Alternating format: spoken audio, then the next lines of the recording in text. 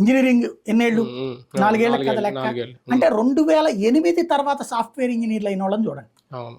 వాళ్ళల్లో 100కి 70% మంది వీళ్ళు పేదల బిడ్డలు. ఉమ్, ఆ తర్వాత నుండి ఏ ప్రభుత్వం మారినా సరే ఉమ్, 100కి 70 మంది పేదల బిడ్డలు సాఫ్ట్వేర్ ఇంజనీర్లు అవుతున్నారు. అవును. ఉమ్. అంటే అది రీఎంబర్స్మెంట్. లైఫ్ అవును మెయిన్. ఒక అద్భుతమైన అవకాశం. ఉమ్, ఇప్పుడు అట్లాంటిది స్కూల్ పిల్లల దశలో వచ్చింది. ఉమ్, ఎందుకు? స్కూల్ పిల్లలు కూడా స్కూళ్ళు ఎగ్గొట్టకుండా నడిపించేటటువంటి. ఉమ్.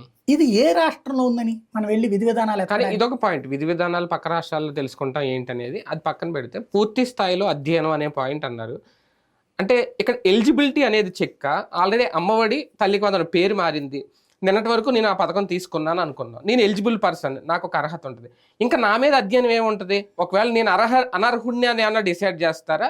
భారం తగ్గించుకునే ప్రయత్నాలు, కోతలు ఏమన్నా ఈ పూర్తి స్థాయి అధ్యయనం అనే దాంట్లో మనం అలుసుగులైనా చూడబోతాం. మాటల గారడి నడుస్తుంది. నిన్న చెప్పిన పాయింట్ ఏంటి? జగన్ టైంలో ముందు ఇచ్చారు, ఆ తర్వాత తీసేశారు.